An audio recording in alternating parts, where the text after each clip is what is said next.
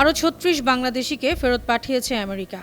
মঙ্গলবার দুপুর ১২টায় যুক্তরাষ্ট্রের একটি বিশেষ সামরিক ফ্লাইটে একজন নারীসহ এই ৩৬ জন বাংলাদেশি রাজধানীর হজরত শাহজালাল আন্তর্জাতিক বিমানবন্দরে পৌঁছান।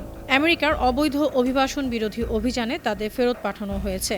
সংবাদ বিজ্ঞপ্তিতে ব্র্যাক মাইগ্রেশন জানিয়েছে, আমেরিকা ফেরত ৩৬ জনের মধ্যে বেশিরভাগই জনশক্তি কর্মসংস্থান ও প্রশিক্ষণ ব্যুরোর ছাড়পত্র নিয়ে প্রথমে ব্রাজিলে গিয়েছিলেন। সেখান থেকে মেক্সিকো সীমান্ত দিয়ে অবৈধভাবে যুক্তরাষ্ট্রে যান। আমেরিকায় গিয়ে তারা আশ্রয়ের জন্য আবেদন করেন। দীর্ঘ আইনি প্রক্রিয়া শেষে আবেদন প্রত্যাখ্যাত হওয়ায় তাদেরকে ফেরত পাঠিয়ে দেয় মার্কিন প্রশাসন।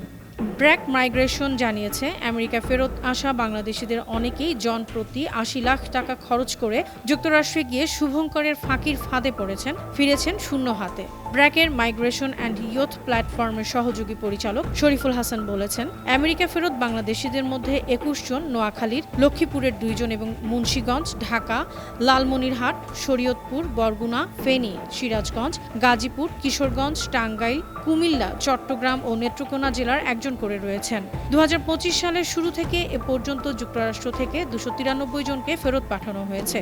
গত কয়েক দফায় যারা ফেরত এসেছেন তাদের অনেকেই প্রথমে ব্রাজিল গিয়ে সেখান থেকে যুক্তরাষ্ট্রে যান। ডোনাল্ড ট্রাম্প দ্বিতীয় মেয়াদে যুক্তরাষ্ট্রের প্রেসিডেন্ট হওয়ার পর অবৈধ অভিবাসীদের বিরুদ্ধে অভিযান জোরদার করেছেন। News desk, ৫২ TV.